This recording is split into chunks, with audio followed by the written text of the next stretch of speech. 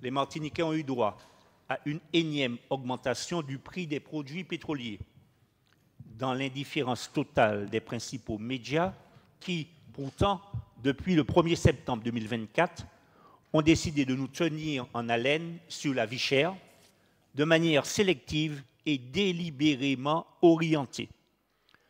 Le litre de super sans plomb est passé à 1,83 € et la bouteille de gaz de 12,5 kg à 29,13 €.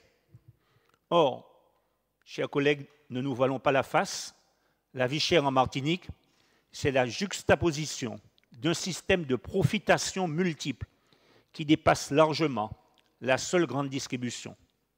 La SARA y ajoute son lot d'abus, d'opacité, de complexité et de complicité bienveillante de l'État. Je dis bien de complicité bienveillante de l'État.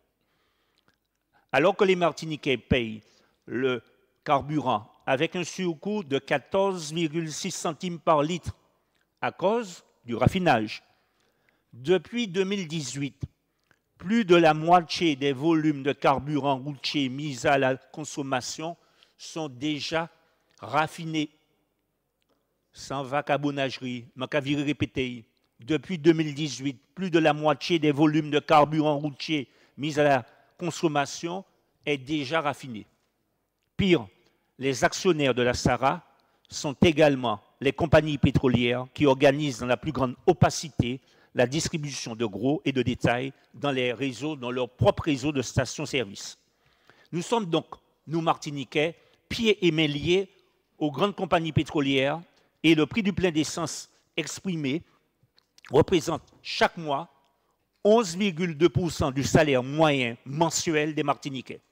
Alors, quand on sait que le SMIC n'est que de 1 426,30 € par mois, vous imaginez bien le poids des 165,61 € dans leur budget. Je n'aborderai pas la problématique du prix de la bonbonne de gaz, et vous avez suivi l'actualité, ça a soulevé une contestation populaire à La Réunion, parce que la bouteille de gaz à La Réunion est passée de 15 € à 18 €. Or, chez nous, pendant la même période, la même bouteille de gaz de 12,5 kg, fabriquée en Martinique, je dis bien fabriquée en Martinique, est vendue 29,13 €. Monsieur le Président, rassurez-vous, notre rôle en tant que politique, ce n'est pas de faire ici une litanie de constats que peuvent d'ailleurs faire les Martiniquais eux-mêmes. Notre rôle en tant que politique, c'est d'étudier les mécanismes qui conduisent à cette situation aberrante et d'y apporter des correctifs. La SARA ne peut donc échapper à une analyse critique car l'importation du pétrole brut est au cœur même des problématiques économiques de ce pays, notamment à cause des surcoûts engendrés par l'activité de raffinage. Nous avons des propositions à faire pour sortir les Martiniquais de ce scandale de la SARA. Il faut rappeler, c'est le fruit d'une volonté politique publiquement assumée à l'époque en 1969 par le général de Gaulle.